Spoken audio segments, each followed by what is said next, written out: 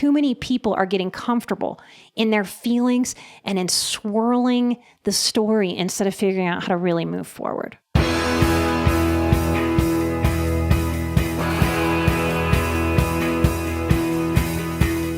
Welcome to The One You Feed. If you've ever felt like you're stuck in your head, overthinking, second-guessing, and feeling weighted down by your emotions, it's good to know that you're not alone. Today I'm talking with Nikki Eisenhauer, who's a psychotherapist, a coach, and the host of Emotional Badass. She believes that emotional sensitivity isn't a weakness, it's a strength. We'll explore why so many people struggle to change, how overthinking keeps us trapped, and what it really takes to break free from our old patterns. As we talked, I realized how much of my own journey has been about learning when to listen to my emotions and when to challenge them. Because as Nikki says, our feelings aren't always telling the truth. By the end of this episode, you'll have a better understanding of how to quiet the inner chatter, take real action in your life, and step into your own strength without getting stuck in your story. I'm Eric Zimmer, and this is The One You Feed. Hi, Nikki. Welcome to the show. Thank you for having me. I am excited to have you on and talk about all kinds of different things. You have quite an interesting background as a psychotherapist, as a coach, as a podcast host. You cover all kinds of topics. So it'll be really interesting to see where we end up. But we'll start in the place that we always do with the parable. And in the parable, there's a grandparent who's talking with their grandchild. And they say, in life, there are two wolves inside of us that are always at battle. One is a good wolf, which represents things like kindness and bravery and love. And the other is a bad wolf, which represents things like greed and hatred and fear. And the grandchild stops and they think about it for a second and they look up at their grandparent and they say, well, which one wins? And the grandparent says, the one you feed. So I'd like to start off by asking you what that parable means to you in your life and in the work that you do. It means so much. I used to teach a group with that parable well before I even knew what a podcast was. It hits me in a lot of ways. I think we have so much power to feed the good, to feed what serves us. And I think the confusion is that sometimes we don't know what we're feeding, or we don't know that we have that power to feed different beasts inside of us, if you will. And so to me, that parable is all about the empowerment of that choice and being mindful and intentional so that we're feeding what we really want to feed, so that we're growing in a direction of lightness, of ease, of peace, of joy, of really experiencing what is good in this one precious life and letting go of the rest. You know, as I was listening to a couple recent episodes of yours, they were what 17 years of working with my clients has taught me. And there's lots of interesting lessons in there, but I kind of want to pivot a slightly different direction off of that, which is that 17 years of working with clients is a long time. You've worked with a lot of people. And in that time, you have seen people grow and prosper and change and just beautiful stories. And you've seen tragedy and heartbreak. You've seen people who don't change, people who die, people who, you know, all the negative outcomes we could think of. And I'm curious if you have any wisdom about what it is that allows some people to change and others not. Because this is sort of any of us that are in this field for very long, or even if you're not in it directly, if you observe people in your own life, it is a mystery, right? Like why was Bob able to, you know, moderate his weight and his health and his cholesterol and become healthy, whereas Sam is, you know, now a type 2 diabetic and only gets out twice a week. Like we see it all around us. And I'm just curious if you have some thoughts on what are some of the key factors in people's ability to make change? The main thing that is so hard to put our finger on or name about that difference, that is so easy to see, because you can really see it, especially when you do this work over and over again. It's like, what is that stuff that one person has that motivates them towards this change? And what is this stuff that this other person is missing that doesn't seem to be able to do that work or to let go of what isn't serving them? To me, that stuff is insight. And insight is one of those things that we can't really teach, and we don't really know why. This is something that I had professors in my counseling program when I was in my master's program teach. And what they taught brand new green therapists was that we were really going to try to hammer in insight to people that just didn't have it. And their intelligence level would make it seem like they should be able to connect these dots and make these changes and go forward. And that very thing that seems to motivate change is insight, and it's sight. And just like our eyeballs, like if you and I are standing next to each other, looking out at a landscape, I live in the mountains. I can see the mountains right now as we're talking outside of my window. If you and I are standing there looking at those mountains, we know very well that you're going to have a different sight ability. I'm going to have different sight. Maybe one of us has glasses. But when it comes to things like our intuition or our insight, we can't really measure it like we can to get prescription glasses. So I think it's harder for us to really understand that other human beings have different parts of them, and it's part sensory. Maybe it's part spiritual. Maybe it's part the different karmas that we're living out, why some of us are born with insight and some of us aren't. I tend to work with very high insight people that come from family systems where most of the players seem to suffer from, and really suffer, whether they know it or not, from low insight. And that's just our ability to look inward, our ability to observe ourselves, our ability to see our own patterns, our own inclinations, our own motivations, our own desires, and question them. That if we can't see those things, then it's not going to be easy to question those things or to change them. So I think the stuff that you're talking about is insight. And you in your work, I'm sure of it, and me in mine, we do insight-oriented therapies or coaching, or we're helping people who already have insight connected. And many of them are hurt in the world by people that just don't seem to have that insight and likely never will, which we don't like, right? Like I'm all about hope and change. And so one of the things I teach in my boundaries course every October is that we also have a dysfunctional hope. You know, we're kind of supposed to give second chances, not infinity chances. So I think there's a lot that plays there about that ability, that willingness, that seeker's spirit that drives us to change. When we say insight, I think it's worth talking a little bit more about what that is, because I'm certain that you see this, and I have seen it. And again, I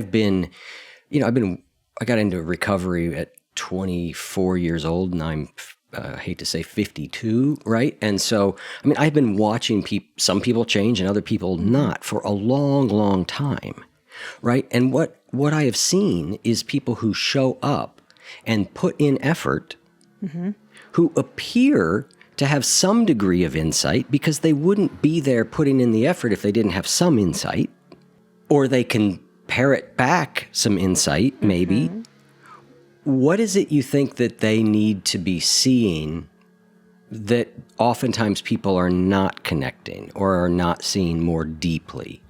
Maybe it's how deep our personal responsibility really runs. And I also think we're not so aware naturally of what are motivating factors. So I've worked in addiction, where people live for residential treatment, and I did intensive outpatient. That's where I started my career. And very often someone could speak the speak, right? Talk the talk. And the truth is, as a trained therapist, we want tangible, evidence-based stuff to help people with and to speak from. What I learned as a human being going through that experience, beyond a therapist going through that experience, was that I had to decipher, and it was a feel. It's very hard to put into words. It's a feeling, because two people can stand next to each other and utter the same thing, the same desire. But I can feel the difference between someone who is genuinely passionate and driven about going after the very behaviors and mindsets that will serve them. And someone else may say the exact same phrasing, but it feels empty. It feels hollow. And often the difference there is they're not really motivated to do it for themselves. We don't understand motivation. And when we have lower insight, we also tend to have a lower empathy and a lower maturity. So often what I think is at play is a lower maturity. And we don't do a great job in mental health. I think even in spiritual circles, just as people, I don't think we talk about maturity in any kind of self-development space, but we can see that. There was a philosopher that I very much identified with when I was going through my schooling. I think it was Erickson, but I'm not great at remembering the names and pairing them with the right information. That's not my strong suit. My strong suit is the how to heal. But in that, one of those philosophers theorized that most people did not truly emotionally develop into adulthood. Most stayed kind of stunted in adolescence.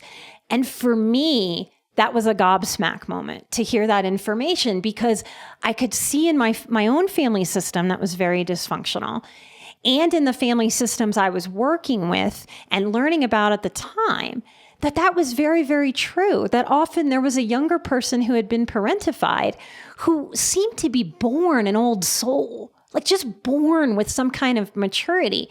And we can really see that a lot of people have parents, a lot of people have family members, a lot of people themselves may really be operating emotionally like a 12-year-old. They really may be operating like a 16-year-old. And some of that is temperament, some of that is experience, some of that is nature, some of that is nurture, some of that is drug and alcohol use stunting emotional development. We certainly know about that.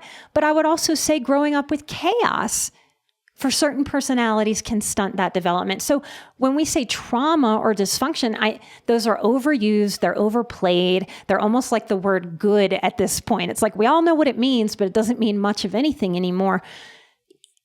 Things that would not traumatize us today, that would just be annoying to us today, are truly traumatic for a child. We need a certain amount of peace. So if we grow up with chaos, that may become traumatic in a way that today would just be annoying.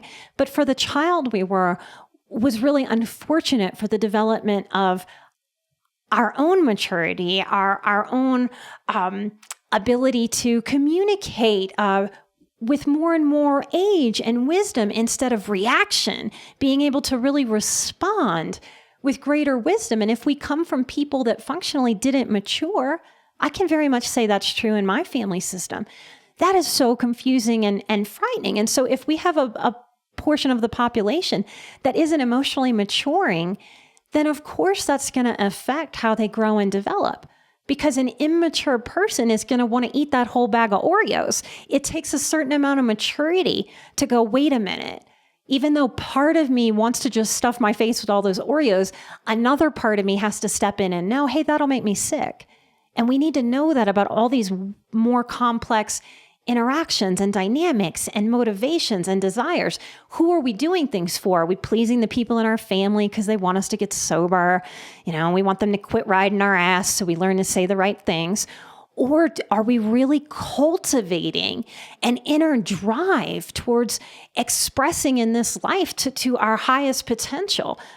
Is that our driving force? Or are we just trying to get by and feel good in the moment? And if we're immature, I suspect we're more likely, I know that we're more likely to reach for those in the moment feel goods that really thwart our personal development and our security and our groundedness, and even developing things like a certain amount of wealth and financial stabilities, because money is choice and it's power and it's comfort. It's so many things. So I think so much plays on what comes together to really drive a person towards seeking and working, and it's work. And again, if you're immature, how do we convince somebody that the work is worth it? If their immature part is just like, I don't want to do that uncomfortable stuff. I'd rather sit and watch TV. How do you motivate that if we're not really talking about maturity in these spaces too? So I think there's a lot to be said for this idea of maturity. It made me, when you were talking, it made me think of Ken Wilber, who formulated that sort of, we need to clean up, grow up, and wake up, right? There's these three elements. Some people even include showing up in that. What I think is interesting, though, is that by definition, so many of us arrive at the process of change very immature though. Mm-hmm. Right? So there's still maturity growing through and maturing is part of it. But is that the essential element? Because many of us don't have it when we get here. I know I didn't, right? When I got sober, I'm a little bit grateful. I got sober in kind of a hard ass AA environment, and today's world, it would not be smiled upon too much, maybe. And there may have been ways in which it was, there were some things about it that were not great. But there was a real strong focus on personal responsibility and being. That's part of what's missing today. Growing up and being an adult and taking care of your business. And I mean, there was a real, and that was really good for me. I really needed to see that element of like, yeah, it's all the different ways that I show up in life. But the other thing that time really taught me that I think is interesting about thinking that insight is the stuff was, what I was really taught was sometimes we can't think our way into right action. We have to act our way into right thinking. And so my focus was always on like, let me just do what I'm being told to do. Let me just try and do the thing, even though my brain still feels like an angry 4-year-old all the time. So I work with a lot of highly sensitive people, and often I think I shock them when I say, you cannot be so feeling driven. Our feelings are liars part of the time. We have to do hard work despite how we feel. We cannot let how we feel drive the bus of our life. It will take us, like I'm from New Orleans. It is the land of vices. We eat and we drink. We feed people. We hand people drinks. We almost don't know how to socially relate unless we're doing it through food and alcohol. So we have to be able to get real about the difference between what we want and what we need.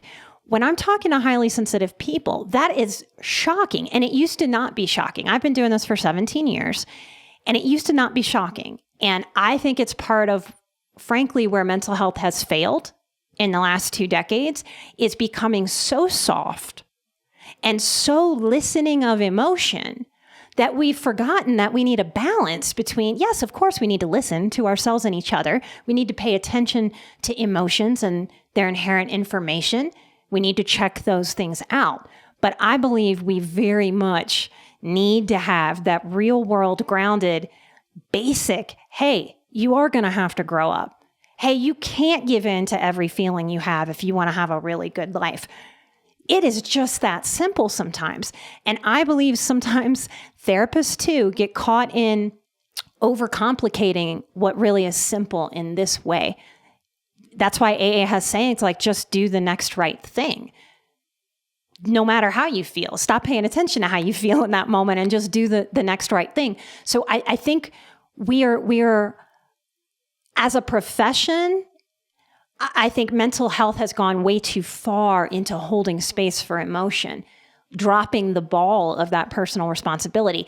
And I think that is why we are seeing skyrocketing depression, addiction, and suicide. We need to tell people that they must take responsibility for their lives. There's no getting around it. There are no people with white knights that will come and save us. I know, I waited for one for a while. I hoped for one. I fantasized about somebody coming and doing the work for me. That may be part of the grief process, the bargaining stage of grief. But to get real deep down into the nitty gritty of my life comes down to me, no matter what happened to me in childhood, no matter what choices my own immaturity made. If I want a matured life, I have to actionably take myself towards that maturity. And as myself sees me do those actions, I will mature. I also think, like in your story, yes, of course you came to it with immaturity, but whatever that stuff was, that insight that went, hey, this isn't right for us. This feels icky. There's got to be a different way. That desire to want to mature, I believe, is the insight. Yeah, there's a few different things there. I tend to agree with you. I feel like even in my, I've been doing this podcast about 9 years. I feel like even just in this 9 years, I have seen a shift. Oh, yeah. Where, I can see it even in the answering of the wolf parable, right? Because on one level, the wolf parable is a simple parable about choice, right? Our actions and our thoughts and our behaviors, they all matter, and we have a choice in them, right? So on one level, it's a very straightforward and simple parable. And once upon a time, that was how most people would answer it. More and more now, the answers are about how we need to embrace and love our bad wolf. And I think that's an insight that's important and useful. I am not saying we shouldn't be doing that. I do think we need to listen to our feelings. I do think we need to hold space for emotion, all that stuff. But I agree with you. I feel like the pendulum has just swung a little bit too far in that direction of being a victim, of being traumatized, of not being able to do something, away from empowerment. And so I don't think it's like we don't want to go back. I mean, I don't think we want to go back to something that's very extreme. And I don't think the way I was sort of, my early days in AA were great, right? I had to actually move out of that for a period of time. Where I was like, you know what? They just keep saying it doesn't matter what happened to you, just act like a certain person. I was like, well, okay, but at a certain point, certain level of healing, I've got to deal with what did happen to me. I have to deal with the trauma. I do have to deal with the ways in which I didn't develop. So it does feel like the pendulum is a little over too far, and I'm waiting to see it sort of start to swing back, because I feel like it will. I just hope it doesn't snap back, right? So I think it's, let's kind of come back in the middle, because I think that actually the answer is it really is in the middle, right? It is a case of like, yes, we need a really strong sense of personal responsibility and accountability, and a real focus on like, here's the right thing to do, here's the right action. And we need to be compassionate and kind to ourselves and others about the challenges that we faced and the ways that we haven't developed. And I think your work actually you're one of the people that strikes a pretty good balance between those two things, which is partially why I wanted to talk to you. I'm passionate about that balance. I mean, for years, my clients would probably tell you that balance was the word that came out of my mouth the most, and we're complicated. And it's something that I've had to work on accepting in myself. I think most highly sensitive people walk the world like, hey, when are you going to accept me and then tell me that I'm okay? And it doesn't work that way, y'all. If it did, I wouldn't be uttering these things out of my mouth. What works is to work on accepting who we are. So I had to do a lot of work on, hey, I'm an intensely feeling person. Hey, I have had a lot happen to me in my history. I have survived the abandonment of one parent. I have survived the sexual abuse of another parent. I have survived a mother that is a sociopath and an ice queen and not warm with me. Those are things that need to be considered in who I am, how I developed, how those shaped me, what I want to let go of, what I don't want to take forward. There's a lot there, but there's also a point at which I just have to do the next right thing in this present moment. So talk therapy sometimes gets people lost, and I see people sometimes partnering, like you said, embracing, our inner dark parts or our inner dysfunction. I see people more in the last 3 to 5 years partnering with their depression instead of seeing it, acknowledging it, and then fighting their depression. So there's nuance there that I think gets missed. I think the internet, like the internet connected you and I, there's so much power in this technological contraption we're all using way too much, but there's also downside. And so as much as these messages get celebrated and shared more, they also get watered down. The nuance gets lost. And you have to be really real with yourself. Therapists have to be real with themselves. Are they enabling people to just keep circling their story? Are they helping them really connect the dots and move forward? And as a patient or a client of a coach or a therapist, are you asking that person to challenge you, to help you get unstuck? Are you helping them just kind of circle and circle and circle? Like, everybody has to take responsibility for their part and their role. And I'm passionate about, if we do that, we really are healing the world one person at a time, as corny as that might sound. And that is our job. It is your one precious life. You're responsible for it. If you keep trying to farm that out, I think you'll just be resentful later for the time wasted not taking responsibility. I don't live with a lot of regret, but if I could go back in time, I would tell myself, stop thinking so hard.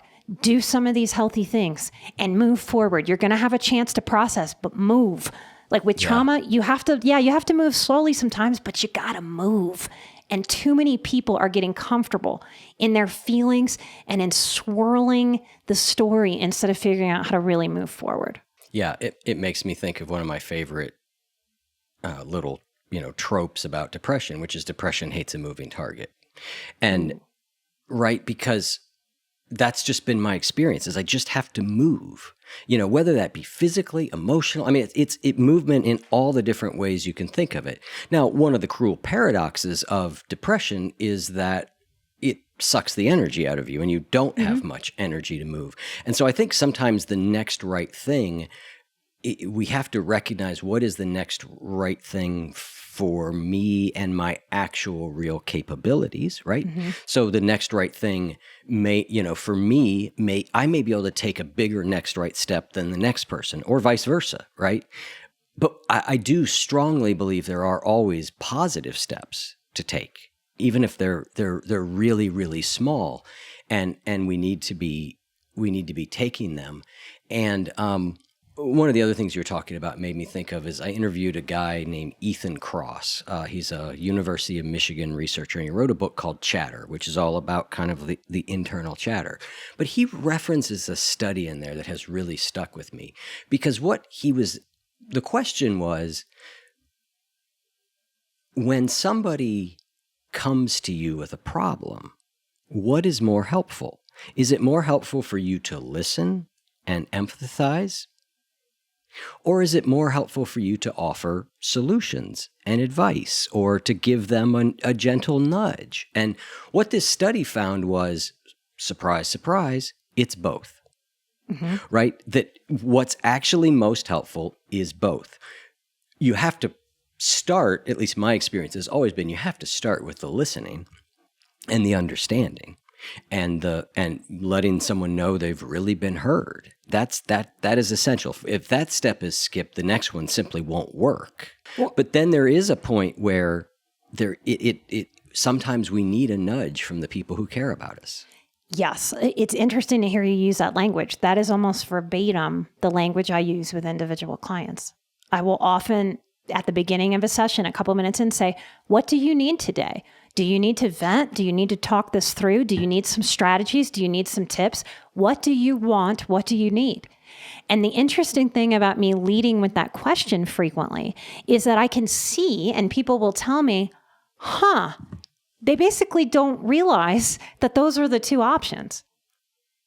So a lot of people, I think, get caught in that story or that venting as a mode. When I ask that question, it's also a teaching of, hey, you have the empowerment to decide. And you need to be mindful about what you're doing there, because there needs to be a time to be done with the venting. At least in this day and this season, sure, we might revisit it if it's impactful for something that's happening in our future.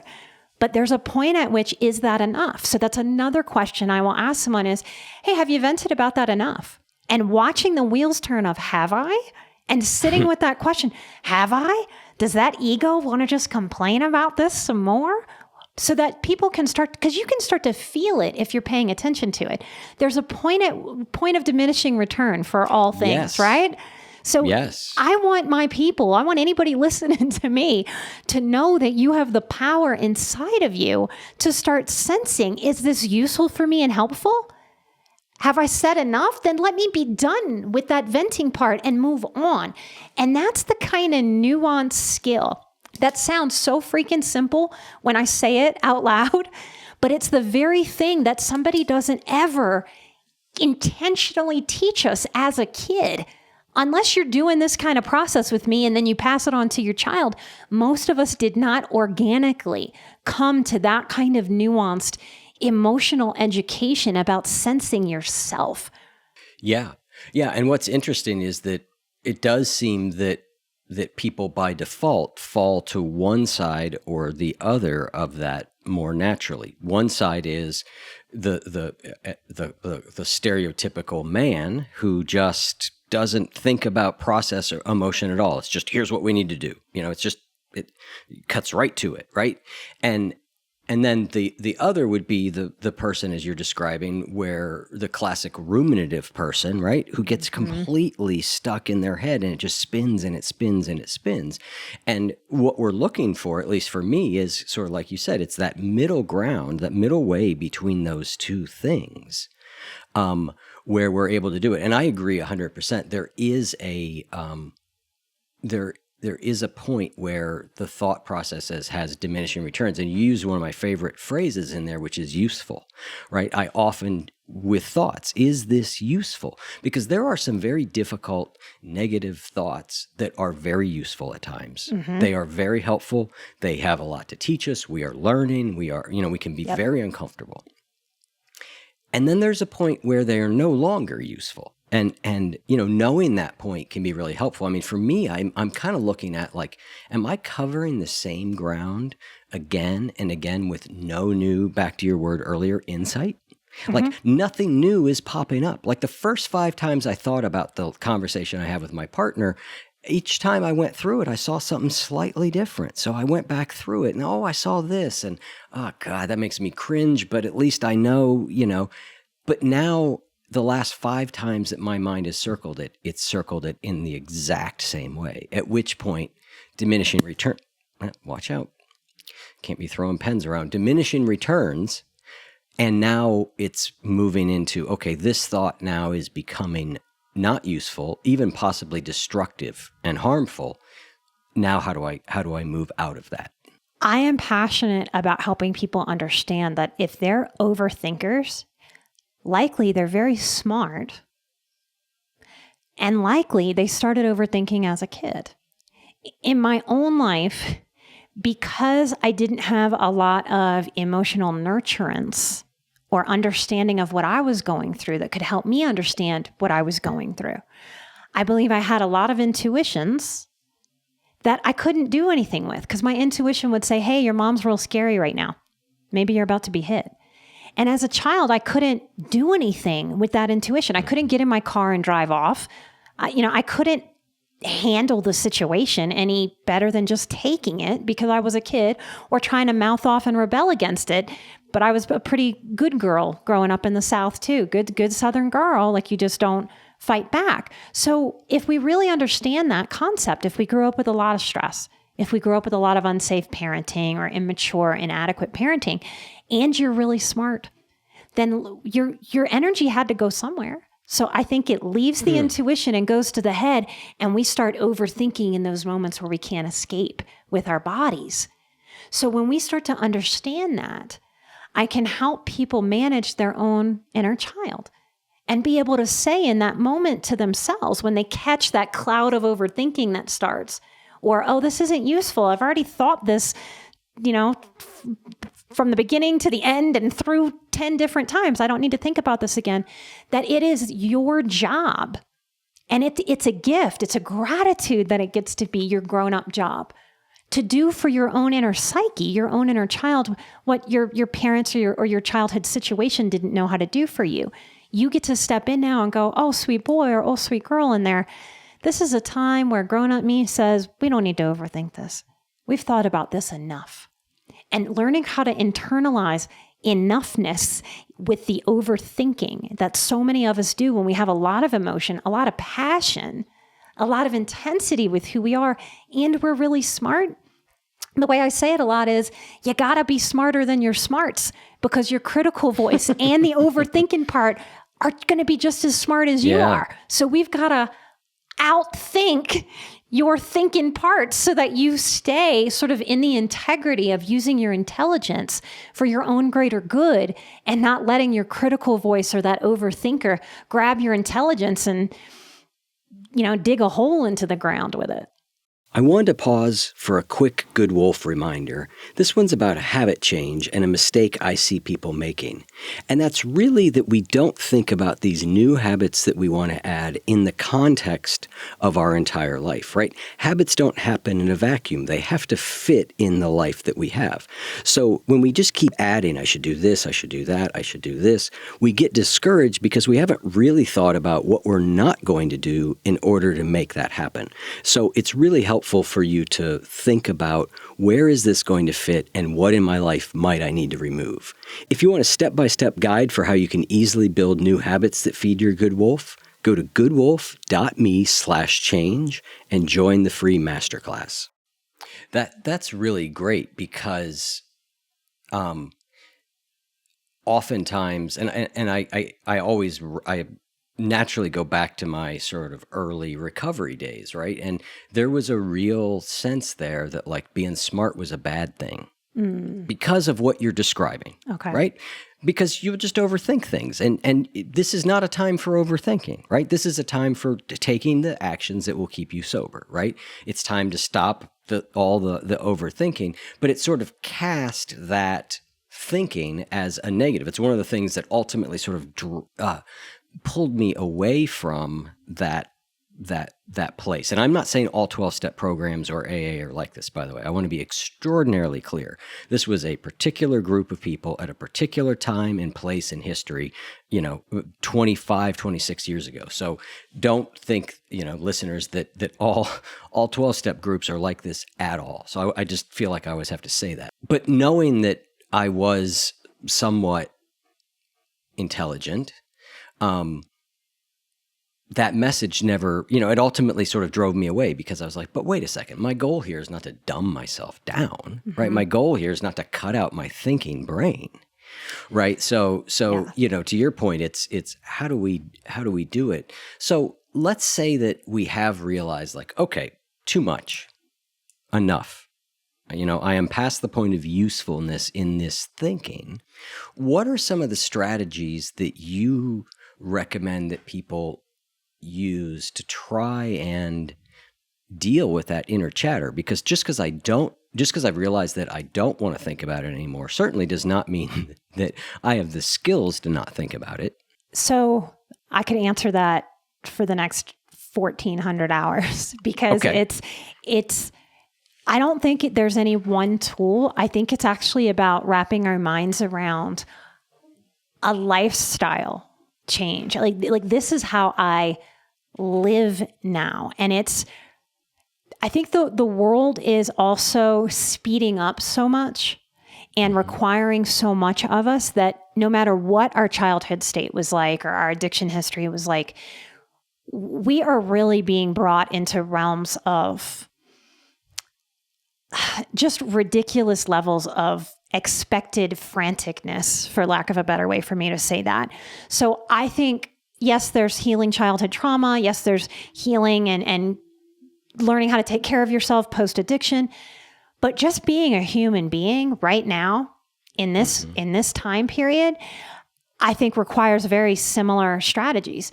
I try to live slowing down. Now, even if that means I'm doing a lot that day and I'm moving fast, I want to understand that I don't want that sort of frantic go, go, go, rush, rush, rush to be in my brain, in my mind, in the tissues of my body. Yes. So it's a lifestyle choice of practicing slowing down. It might be releasing today as we're recording, actually. I have a emotional strength training 30 days to peace course because it takes repetition. I can tell by the things that you offer, you very much understand that it takes repetition of what it is to calm, to internalize peace, and to actually value stillness in this world that gives stillness the finger. It doesn't value it. It dismisses it.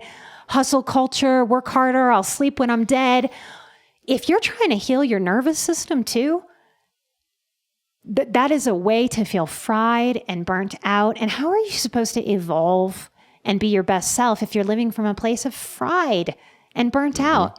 So just having a framework of, I want to fold the laundry like a Buddhist monk eats.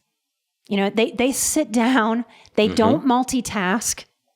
They sit down, they pay attention to every bite going into their mouth. When you really think about that versus our Americanized, eat while you're driving, while you're balancing your checkbook. I mean, while you're doing a handstand on one hand. I mean, we are expecting out of ourselves to do really a ridiculous amount of things. So that's kind of my framework for just let's in general understand the forces at play, no matter what our history was.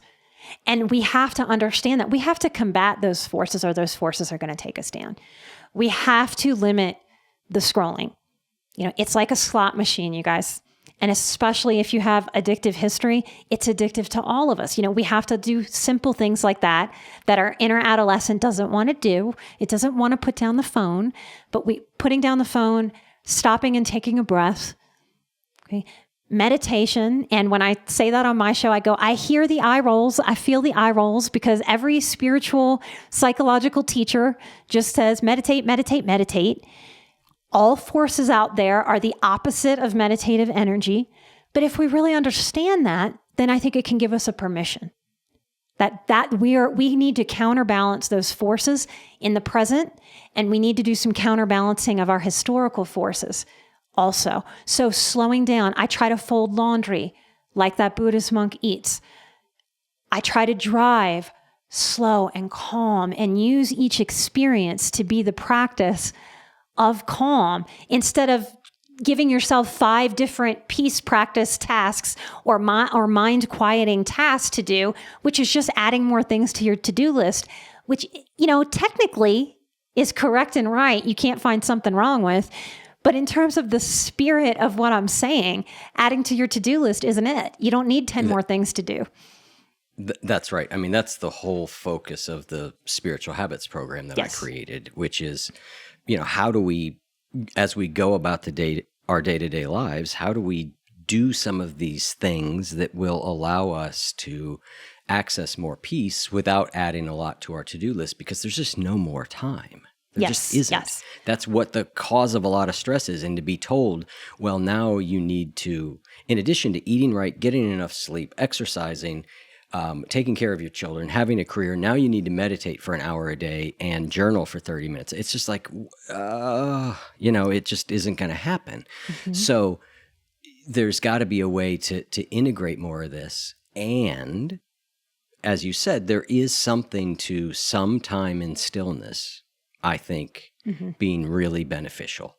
Whatever that way of stepping out and into stillness is for you, it could be meditation. It could be sitting quietly. It could be listening to a piece of music you love very focused and intently. Yes. But it is that like slowing down, nowhere to go, and some attempt to sort of put our attention on something and keep it there.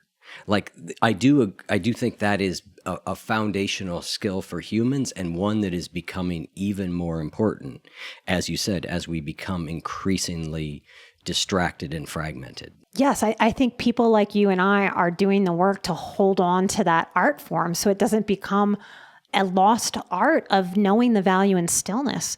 So many of my clients at a point wind up laughing and going, Nikki, am I really paying you to teach me how to just be still and do less?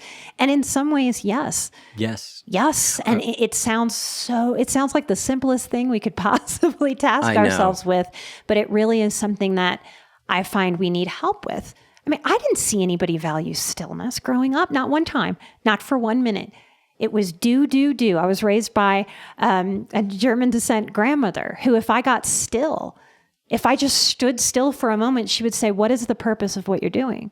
And as a child, I could not answer that. Today, if she was still alive, I'd go, aha, I finally know the answer to that question. I'm centering, I'm breathing, I'm giving my nervous system a chance to just ground itself. That's so good. Yep. I'm being a human being instead of a human doing. So it's looking at those dynamics to understand, I was really taught that it was wrong and bad to have stillness. You take that old teaching on top of what's going on in modern life, and my goodness, Of course, I have to intentionally bring in stillness. And I have to talk to my inner child because I'm going to hear that critical voice.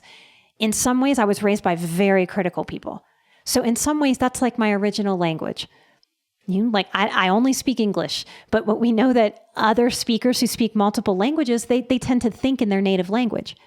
I've accepted that in some ways, I may think in my native language of the critical voice.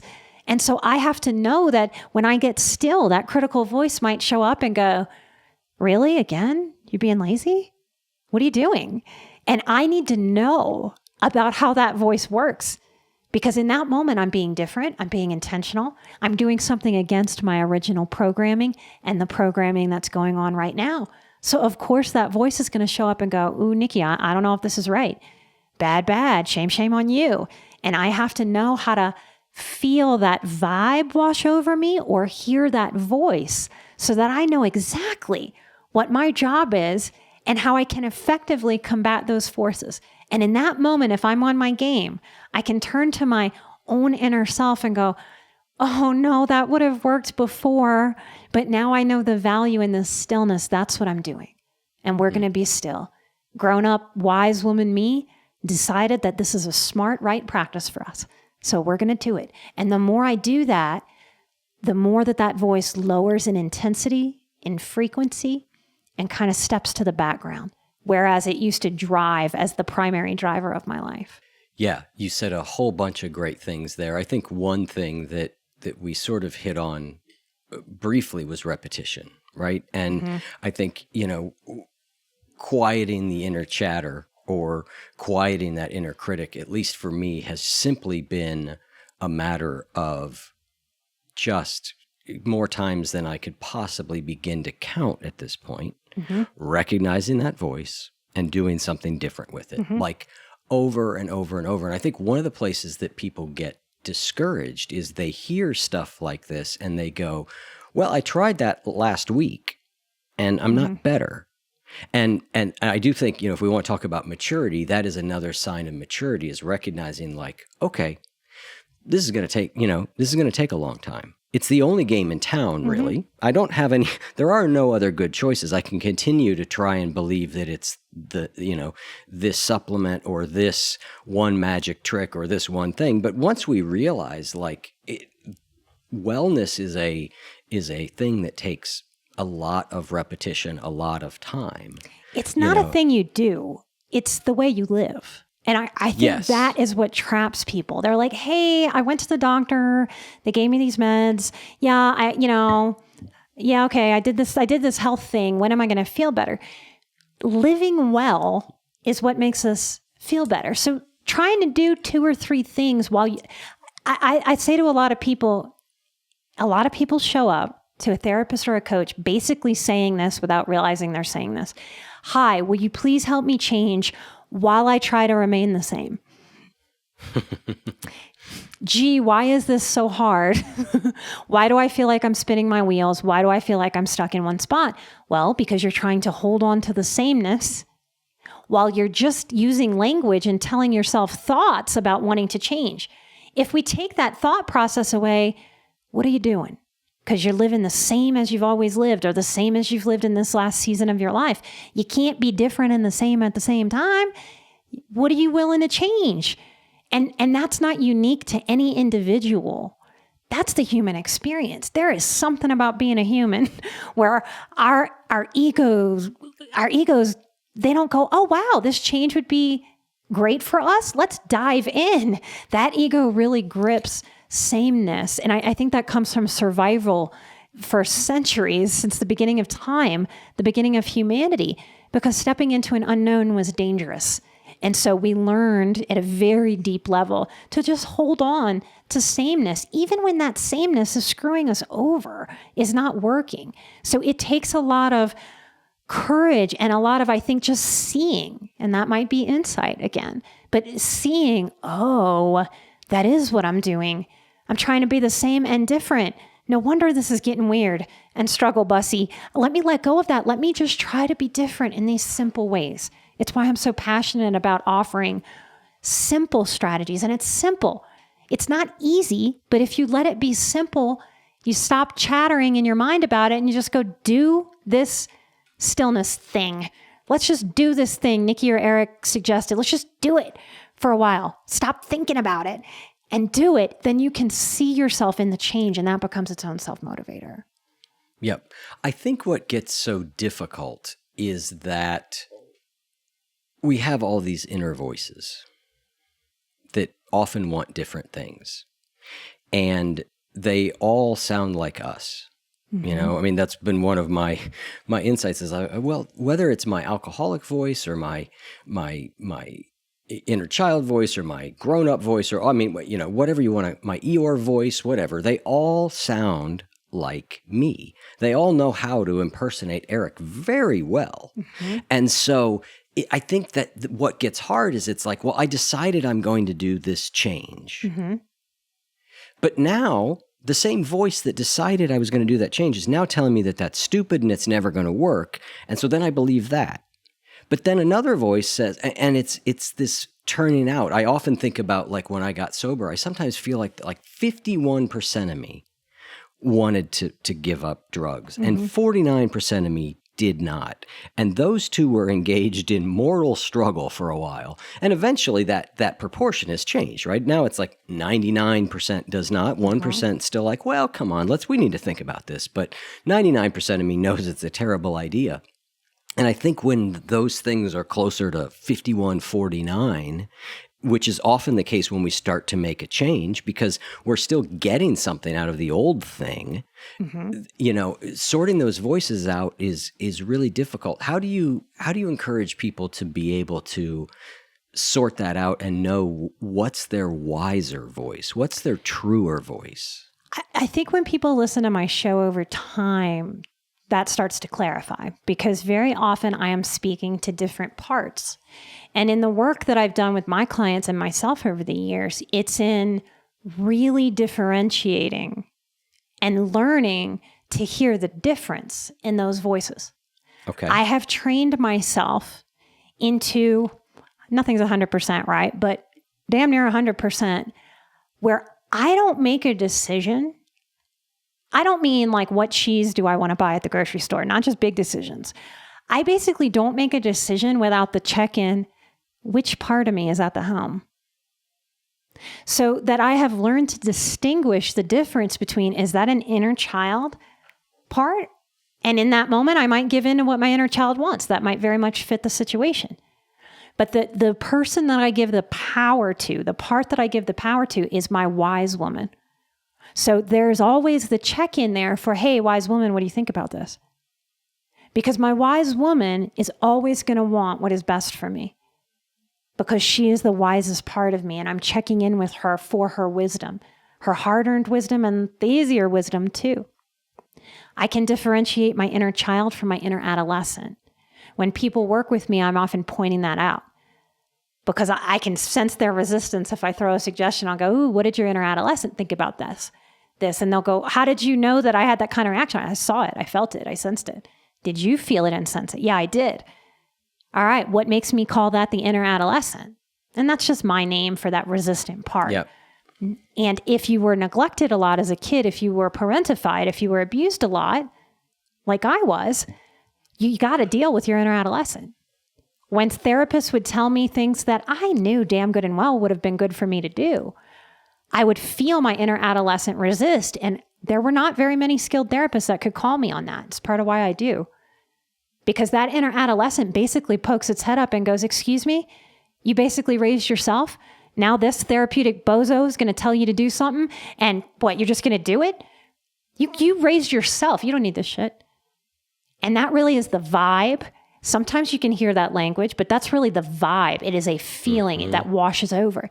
And if you don't know how to wrangle that, how to start attending to that, I think that's where people have tons of relapses. They have tons of slips and all kinds of different behavior, not just addictively, because they don't understand when that part sort of takes over. And then after, when your wise part comes back and you look at the choices you made, then you have to go through this whole shame process. I know better. Why did I do that? How many times am I going to have to learn this lesson? How many times am I going to have to talk about the same thing?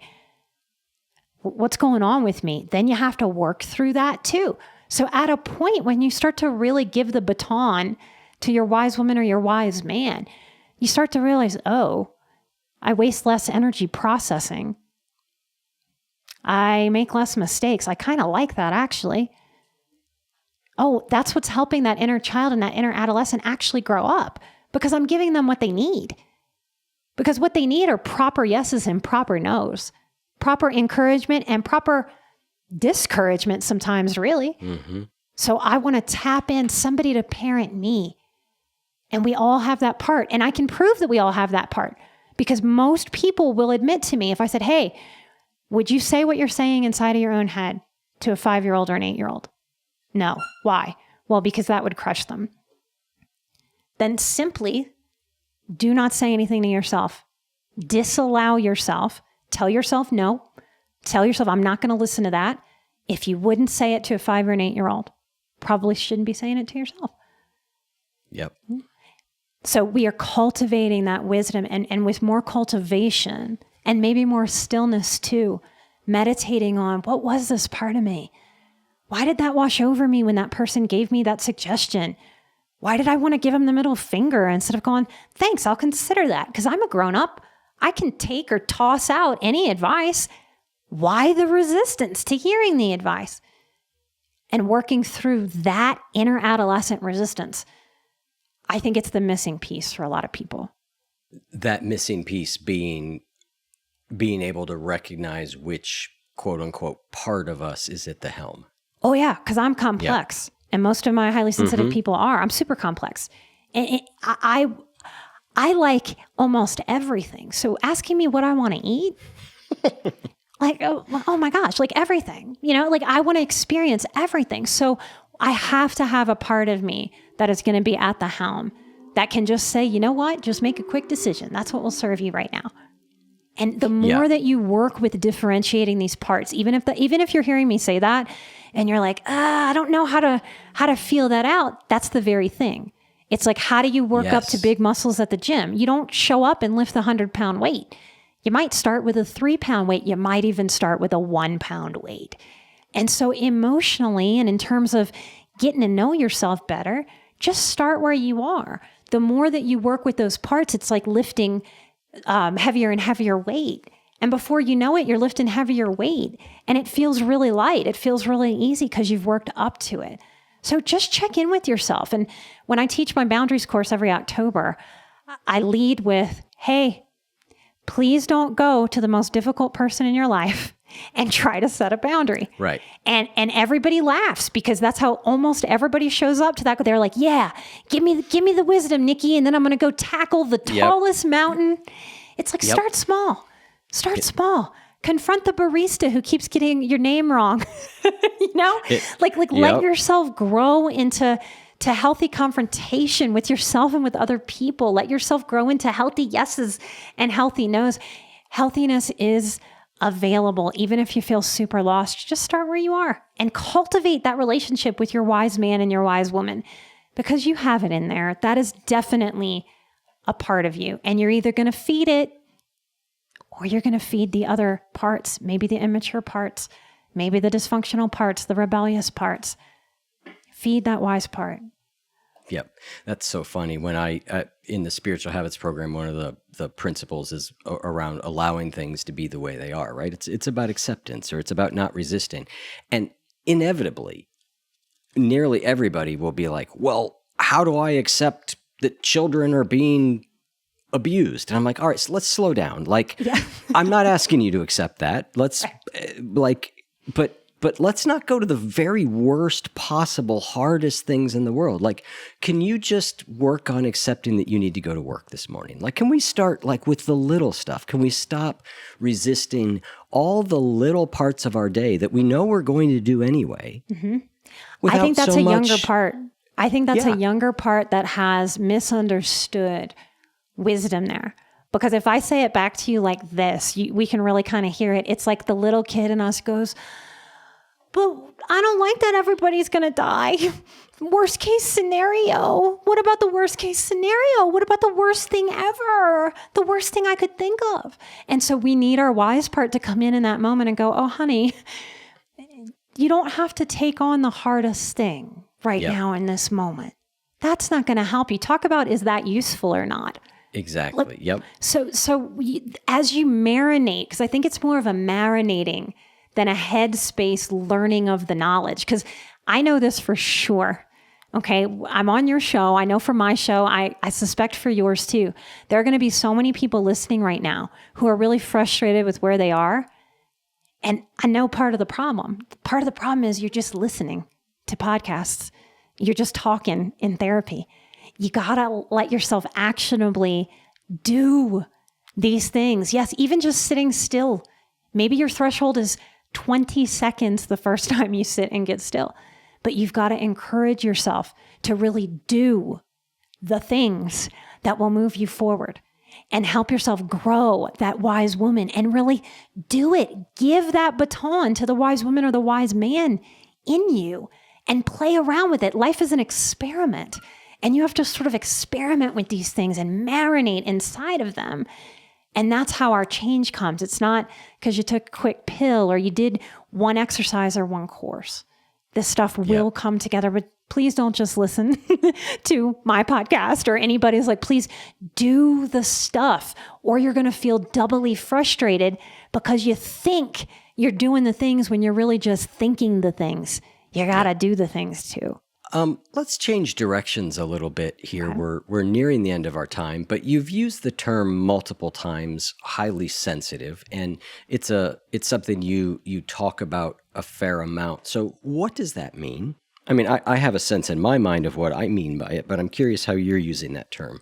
So there's a lot of science behind high sensitivity. Dr. Elaine Aron is the one that first coined the term, and she's written the books, and they're pretty scientific, heady books to get through. There's a lot of science there.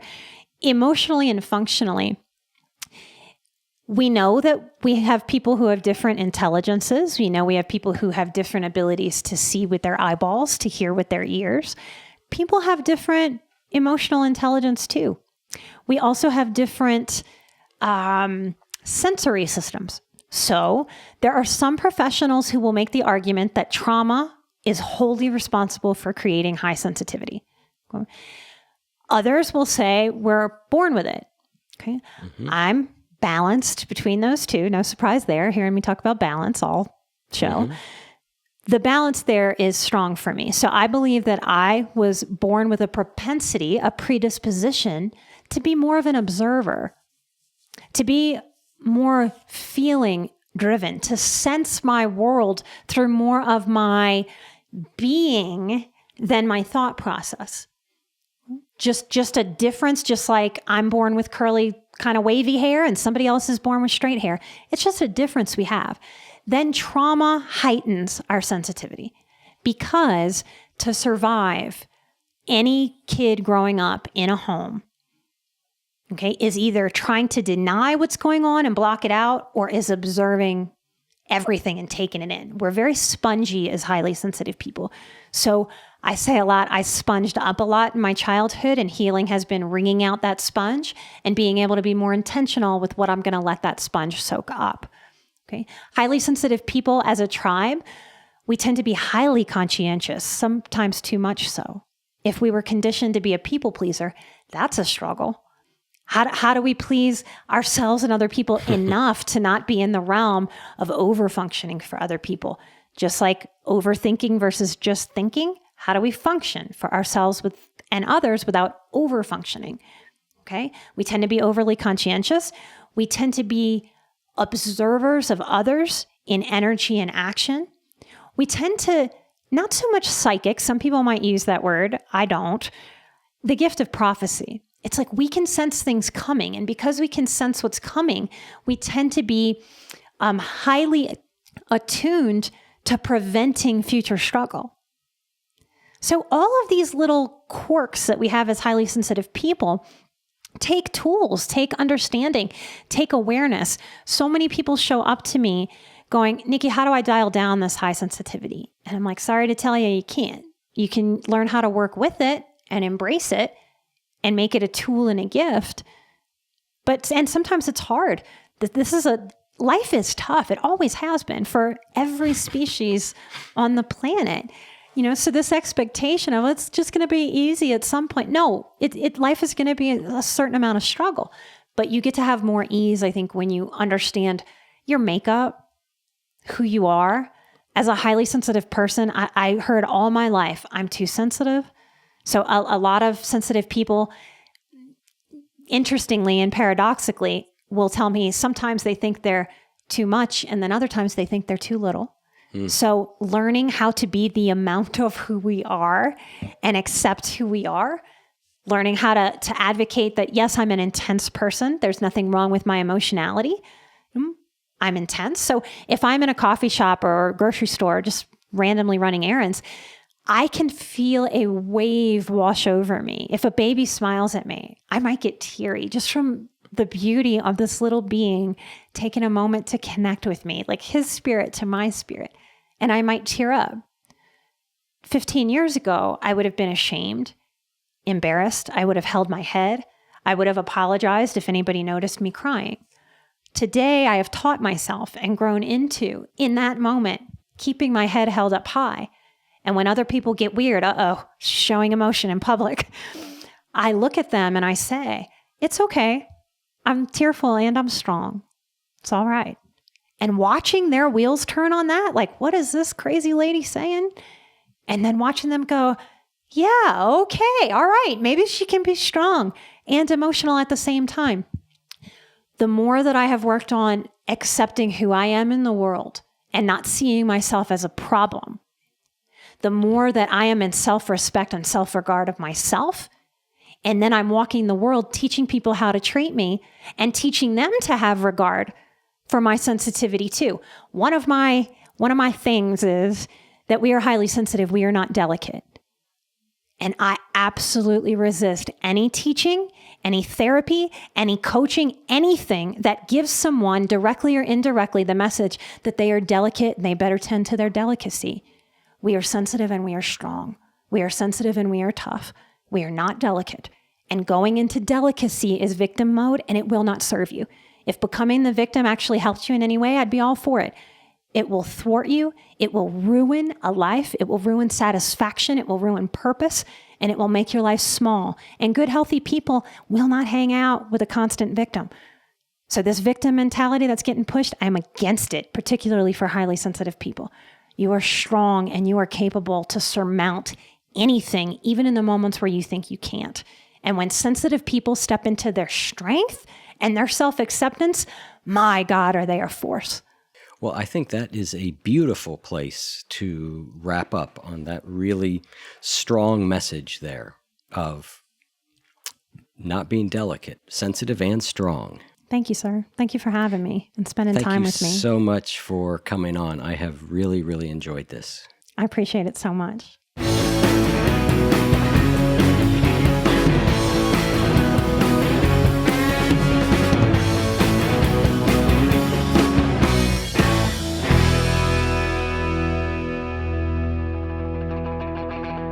If what you just heard was helpful to you, please consider making a monthly donation to support the One You Feed podcast. When you join our membership community with this monthly pledge, you get lots of exclusive members-only benefits. It's our way of saying thank you for your support. Now, we are so grateful for the members of our community. We wouldn't be able to do what we do without their support, and we don't take a single dollar for granted. To learn more, make a donation at any level, and become a member of the One You Feed community, go to oneyoufeed.net/join. The One You Feed podcast would like to sincerely thank our sponsors for supporting the show.